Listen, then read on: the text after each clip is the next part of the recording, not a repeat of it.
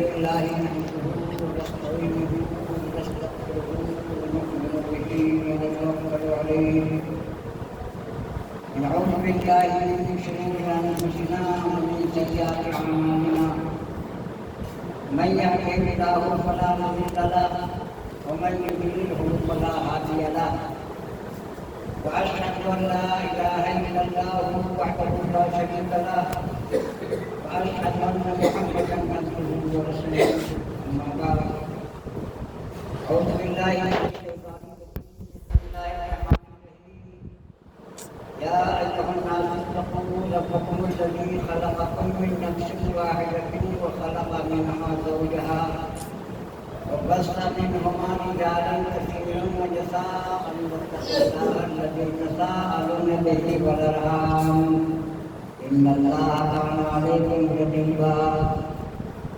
يا ايها الذين امنوا اتقوا الله حق تقاته ولا تموتن الا وانتم مسلمون يا ايها الذين امنوا اتقوا الله وقولوا قولا يصلح لكم اعمالكم ويغفر لكم ذنوبكم ومن يطع الله ورسوله فقد فاز فوزا عظيما بارك الله لنا ولكم في القرآن العظيم ونفعني وإياكم في الآيات والذكر الحكيم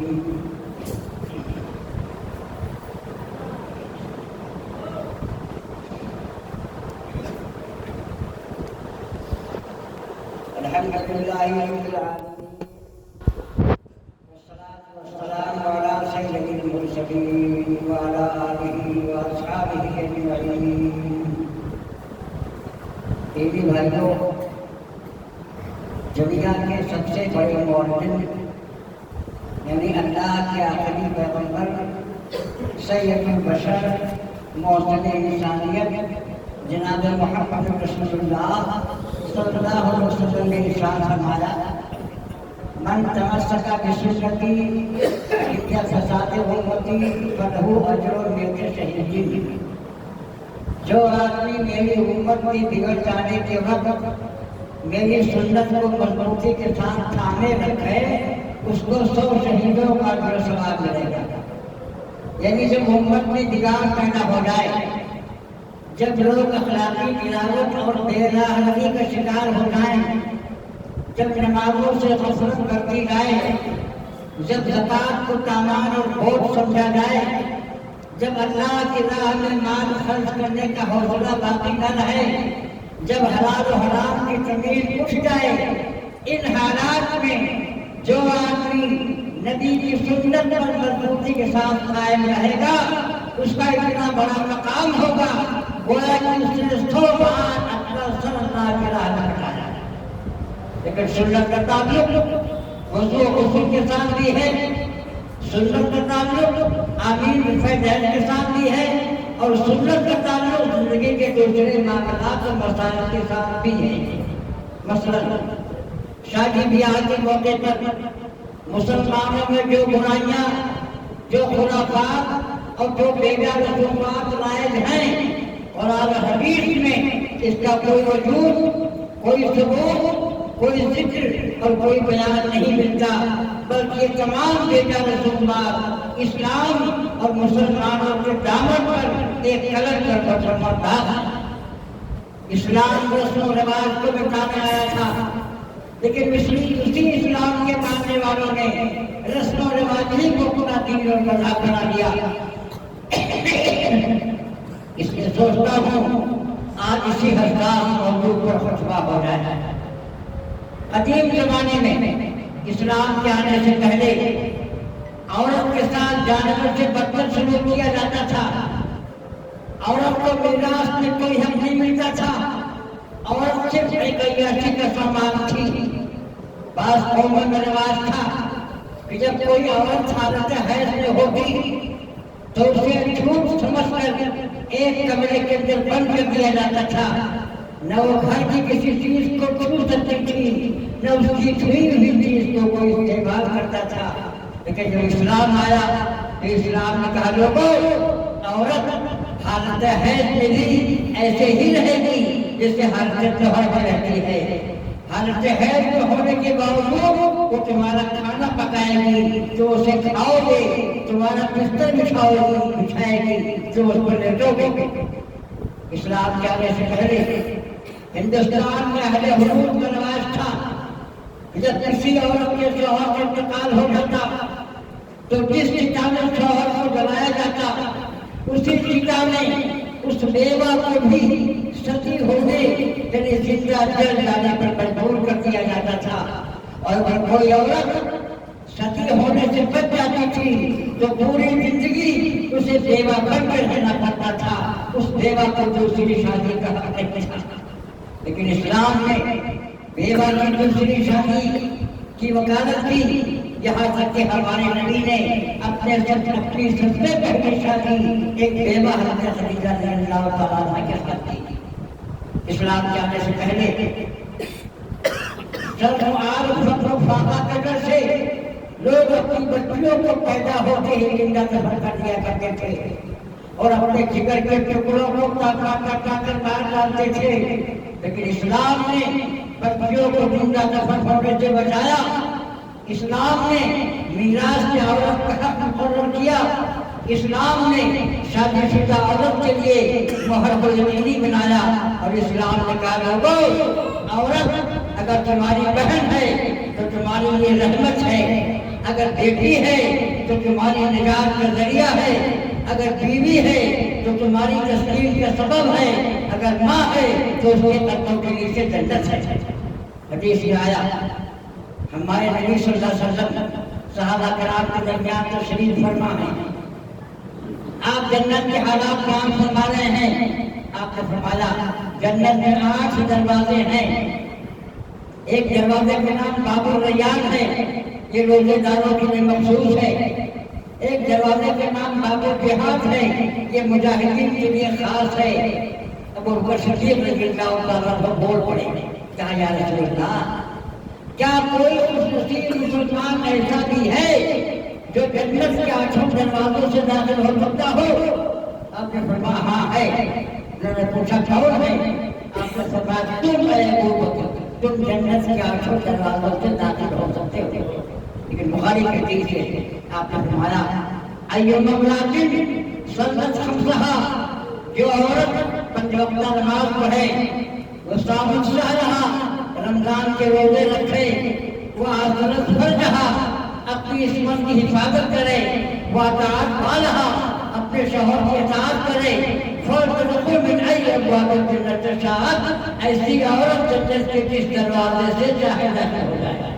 اور اس کا مقام آپ دیکھیے، کوئی آدمی جب حج کرنے جاتا ہے یا عمرہ کرنے تو پہلے 7 بار خانہ کعبہ کا طواف کرتا ہے، طواف کعبہ کے بعد صفا اور مروہ کے درمیان 7 چکر کرتا ہے، لگاتا ہے، اس کو سعی کہا جاتا ہے۔ یہ حضرت ہاجرہ کی یادگار ہے۔ حضرت ابراہیم علیہ السلام کی بیوی حضرت ہاجرہ نے پانی کی تلاش میں صفا اور مروہ کے درمیان 7 چکر لگائے تھے۔ اللہ تعالیٰ کو ان کی ادا اتنی پسند آئی کہ ہر عمرہ کرنے والے کے لیے صفا اور مروہ کے درمیان 7 چکر کرنا ضروری ہو گیا۔ کوئی آدمی عمرہ کرنے جائے یا حج کرنے جائے، لیکن جب تک حضرت حاجرہ یعنی ایک عورت کی سنت کو نہ ادا کرے تب تک نہ اس کا عمرہ قبول ہوگا نہ اس کا حج قبول ہوگا۔ اسلام نے عورت کو کیا مقام دیا؟ اللہ اکبر۔ جب ہمارے نبی نے توحید کی تبلیغ شروع کی، آپ کو رپورٹ ملی تو سب سے پہلے آپ کے دل پر کون ایمان لایا؟ ایک عورت حضرت خدیجہ رضی اللہ تعالیٰ عنہا، اور سب سے پہلے دین پر کس نے اپنی جان قربان کی؟ ایک عورت حضرت سمیہ رضی اللہ تعالیٰ عنہا نے۔ اسلام نے عورت کو اتنا بڑا مقام دیا، لیکن آج وہ عورت پر ظلم اٹھائے جاتے ہیں، عورت کا حق چھینا جاتا ہے، عورت کا حق بیجا رسم و رواج کے اندر اڑا دیا جاتا ہے۔ ہمارے نبی نے فرمایا النکاح سنتی، شادی میری سنت ہے۔ جب شادی سنت ہے تو پھر شادی سنت کے مطابق ہی ہونی چاہیے۔ یہ کتنا بڑا ظلم ہے کہ ایک مشروع کام کو غیر مشروع طریقے سے انجام دیا جائے۔ ہمارے نبی نے فرمایا اِنَّ أَعْظَمَ النِّكَاحِ بَرَكَةً أَيْسَرُهُ مُولَةً، سب سے زیادہ بابرکت شادی وہ ہے جو سب سے زیادہ آسان ہو. لیکن ہم نے شادیوں کو اتنا دشوار بنا دیا کہ ہماری لڑکیاں ہی ہمارے لیے بوجھ بن گئی. ہمارے نبی کو شادی پسند اور ہمیں ایسی شادی پسند جو اپنے پیچھے بربادی لائے. غور کیجیے، شادی بیاہ کے موقع پر یہ تلک، یہ برچھکائی، یہ جہیز، یہ بارات، کیا قرآن و حدیث سے اس کا کوئی ثبوت ملتا ہے؟ کیا ہمارے نبی اور صحابہ کے دور میں یہ برائیاں جائز تھی؟ کیا یہ بیٹا رسومات ایک مسلمان کے شایان نشان ہو سکتی؟ ہرگز نہیں. اللہ پاک نے کہا تھا کہ وَذَلِكُمْ وَالنَّصَارَىٰ فَتَمَدُّنْ يَهُودُ، اب یہ مسلمان ہے جنہیں دیکھ کے شرمائے یہود. بعض لوگ کہتے ہیں کہ جہیز دینا سنت ہے. ہمارے نبی نے اپنی بیٹی حضرت فاطمہ کو جہیز دیا تھا، بالکل غلط ہے. ہاں، جب حضرت فاطمہ حضرت علی کی شادی ہوئی تو کچھ سامان دیے گئے تھے. کیا باندھ کی ایک چارپائی، ایک گدا، اس میں روئی کے بجائے کھجور کی چھالیں بھری تھی، ایک یمنی چادر، ایک چھاگل، ایک مشکیزہ، ایک چکری اور مٹی کے کچھ برتن. لیکن جہیز کا سامان نہیں تھا، ایک گھر کی ضروریات کا سامان تھا. اسے سمجھنے کے لیے ذرا دور سے چلا جائے. ہمارے نبی جناب محمد رسول اللہ صلی اللہ علیہ وسلم کی پیدائش ربیع الاول کے مہینے میں ہوئی اور اسی مہینے میں آپ کی وفات بھی ہوئی. ربیع الاول آپ کی ولادت کا مہینہ بھی ہے اور آپ کے دنیا سے رخصت ہونے کا مہینہ بھی. 9 ربیع الاول آپ کی تاریخ پیدائش ہے، 12 ربیع الاول آپ کی تاریخ وفات ہے. آپ ربیع الاول کی 9 تاریخ کو انگریزی مہینوں کے حساب سے 23 یا 22 اپریل سن 571 عیسوی کو، یعنی حضرت عیسیٰ علیہ السلام کے زندہ آسمان پر اٹھا لیے جانے کے تقریباً 600 برس کے بعد حضرت آمنہ کے بطن سے یہ زندگی کی حالت میں پیدا ہوئے تھے. اس لیے کہ آپ کے والد عبداللہ کا آپ کی پیدائش سے کچھ مہینوں پہلے انتقال ہو گیا تھا. دادا عبدالمطلب زندہ تھا. جب دادا عبدالمطلب کو آپ کے پیدائش کی خبر ملی تو بہت خوش ہوئے، دوڑے دوڑے آئے، آپ کو گود میں اٹھایا، خانہ کعبہ لے گئے اور اللہ تعالیٰ سے اس کے 3 پوتے کے ہم نے بڑی دعائیں کی اور عبدالمطلب کے آپ کا نام محمد رکھا. محمد کے معنی سب سے زیادہ تعریف کیا ہوا یا سب سے زیادہ جس کی تعریف کی جائے. یہ نام سن کے لوگوں کو بڑا تعجب ہوا. انہوں نے کہا جناب آج تک انت نے کسی بچے کے یہ نام نہیں رکھا گیا، ہمیں اس نام کا کوئی آدمی سنا گیا تو آپ نے اس بچے کے نام محمد کیوں رکھا؟ عبدالمطلب نے کہا تھا کہ میں چاہتا ہوں کہ میرے اس 3 پوتے کی سب سے زیادہ تعریف کی جائے. چنانچہ جب سے دنیا بنی ہے اور جب تک دنیا قائم رہے گی، اللہ کے بعد سب سے زیادہ جس کی تعریف ہوئی، سب سے زیادہ جس کی تعریف ہوتی ہے اور سب سے زیادہ جس کی تعریف ہوگی وہ ذات گرامی ہے جناب محمد رسول اللہ صلی اللہ علیہ وسلم کی. آپ کا دوسرا نام احمد بھی ہے جو آپ کی والدہ حضرت آمنہ نے رکھا اور آپ کے دونوں نام قرآن مجید میں آئے ہیں. اس طرح سے آپ کے دادا عبدالمطلب کی آپ کی پرورش کی. جب آپ کی عمر 8 سال 2 مہینے 10 دن کی ہوئی تو عبدالمطلب چل گئے تھے، لیکن انتقال سے پہلے انہوں نے آپ کو آپ کے چچا ابو طالب کی سپورٹ کیا. اب آپ کے چچا ابو طالب نے آپ کی پرورش کی. سن 10 لکڑی میں ابو طالب کا انتقال ہو گیا تو ابو طالب کے بیٹے حضرت علی کی پرورش اللہ کے نبی نے کی. اور جب حضرت فاطمہ حضرت علی بالغ ہوئے تو آپ نے دونوں کی شادی کر دی. جب شادی ہو گئی تو الگ مکان کی ضرورت پڑی نا. ایک مکان کی ضرورت کے لیے جو سامان ضروری تھا وہ سامان دیا گیا. یہ جہیز کا سامان نہیں تھا، ایک گھر کی ضروریات کا سامان تھا. اس لیے کہ آپ کی بیٹیاں اور بھی تھیں، حضرت زینب تھی، حضرت رقیہ تھی، حضرت ام کلثوم تھی. آخر آپ نے ان کو جہیز کیوں نہیں دیا؟ کیا آپ کہیں گے کیا آپ نے حضرت فاطمہ کو جہیز دیا اور اپنی 3 بیٹیوں کو جہیز سے محروم کر دیا؟ کیا آپ کہیں گے آپ نے حضرت فاطمہ کو ان کا حق دیا اور اپنی 3 بیٹیوں کی حق تلفی کی؟ کیا آپ کہیں گے کہ آپ نے حضرت فاطمہ کے ساتھ انصاف کیا اور اپنی 3 بیٹیوں کے ساتھ بے انصافی کی؟ آپ سوچیے، جو نبی دنیا کے اندر انصاف قائم کرنے کے لیے آیا تھا، کیا وہ نبی اپنی 3 بیٹیوں کے ساتھ بے انصافی کر سکتا تھا؟ ہرگز نہیں۔ معلوم یہ ہوا کہ اسلام میں جہیز کا کوئی تصور نہیں۔ اب دوسری چرچا کے بارات حالت یہ ہے کہ جیسے شادی بیاہ کے موقع پر بلا خطبہ نکاح اب بلا ایجاب و قبول کے شادی نہیں ہو سکتی، اسی لیے بلا بارات کی بھی شادی نہیں ہوتی۔ بارات کو شادی کا ضروری جز بنا لیا گیا ہے۔ میرے بھائیوں، آپ خود حدیث پڑھیے، بخاری پڑھیے، مسلم پڑھیے، ترمذی پڑھیے، ابو داؤد پڑھیے، نسائی پڑھیے، ابن ماجہ پڑھیے، بہقی پڑھیے، دارمی پڑھیے، ریاض الصالحین پڑھیے، مشکات پڑھیے، موطا امام مالک پڑھیے، آپ کو خطبہ حدیث کے اندر نکاح کا بیان ملے گا، خطبہ نکاح کا بیان ملے گا، ایجاب و قبول کا بیان ملے گا، مہر کا بیان ملے گا، ولیمہ کا بیان ملے گا، طلاق کا بیان ملے گا، خلا کا بیان ملے گا، عزت کا بیان ملے گا، نان و رفقہ کا بیان ملے گا۔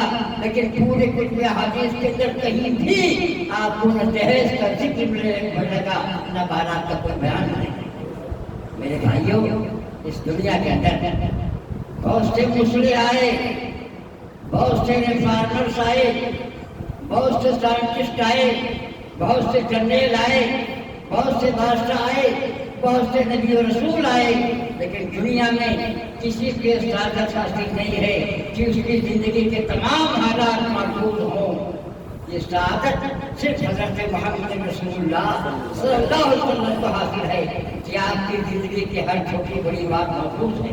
مثلاً آپ یہاں بیٹھے ہوئے ہیں، اگر آپ جاننا چاہیں کہ ہمارے لیے جوتا کس طرح پہنتے تھے، سرما کس طرح سے لگاتے تھے، کنگھا کس طرح سے کرتے تھے، اسی مسجد کے اندر بیٹھے بیٹھے آپ کو معلوم ہو جائے گا۔ آپ کی عبادت کیسی تھی، روزے کے معنی میں آپ نے کیا طریقہ اپنایا، سماجی زندگی میں کیا رویہ اختیار کیا، الجھے ہوئے مسائل کو کیسے سلجھایا، بیٹیوں کی شادیاں کس طرح سے کی، تمام باتیں محفوظ ہیں۔ آپ خلوت میں رہے ہوں یا جلوت میں، مسجد میں رہے ہوں یا میدان جہاد میں، محفل میں رہے ہوں یا گوشے تنہائی میں، یہاں تک کہ فاران کی چوٹی پر، بیت اللہ کے شہر میں، مکہ اور مدینہ کی گلیوں میں، بدر حنین کے میدانوں میں، طائف کی وادی میں، شیخ ابی طالب کی معذوری میں اور ہجرت کے پرخطر سفر میں جو کچھ آپ نے کیا، جو کچھ آپ نے بتایا، تمام باتیں محفوظ ہیں۔ آپ کی 4 بیٹیاں تھیں اور 4 کی شادیاں ہوں، مگر آپ کے دروازے پر کبھی کوئی بارات نہیں آئی اور نہ باراتی کی حیثیت سے آپ کسی کے ہاں تشریف لے گئے۔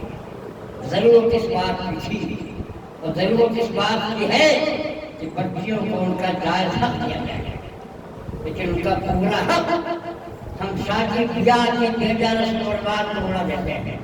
اس کو آپ کو سمجھیے، آپ پر کسی کا 2 لاکھ کا قرضہ ہے، 2 لاکھ کا، اور 2 لاکھ آپ کے پاس ہے، تو آپ کی ذمہ داری ہے کہ آپ اس کا قرضہ ادا کریں۔ لیکن آپ نے اس کا قرضہ ادا نہ کر کے اسی 2 لاکھ کی مٹن بریانی بنا کے پورے محلے کو کھلا دیا، تو آپ کا پیسہ بھی چلا گیا اور آپ اس کے مخلوص بھی رہ گئے۔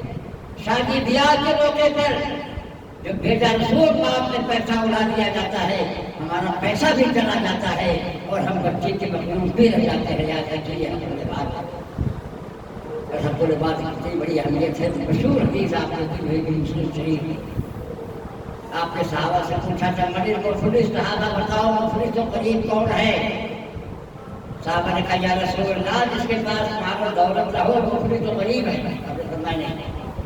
میری امت کا مفلس وہ ہے جس نے کسی پر ظلم کیا ہوگا، کسی کو ستایا ہوگا، کسی کا حق مانگ لیا ہوگا، قیامت کے میدان میں جب اللہ کے سامنے پیش ہوگا تو جن بندوں کی اس نے ہمدردی کی تھی، چاہے لڑکا ہو چاہے لڑکی ہو، چاہے بھائی ہو چاہے ماں ہو چاہے پڑوسی ہو، جن کی ہمدردی کی تھی وہ اللہ کے دربار میں دعویٰ دار کر دیں گے۔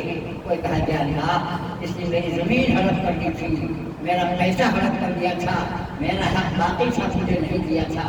اللہ فرمائے گا اس کی تمام نیکیاں چھین کے حقداروں میں بانٹ، اس کی تمام نیکیاں چھین کے حقداروں میں بانٹ دی جائے گی، پھر بھی کچھ حقدار باقی بچ جائیں گے۔ اللہ فرمائے گا اب حقداروں کے گناہوں کو اس پر ڈال دو۔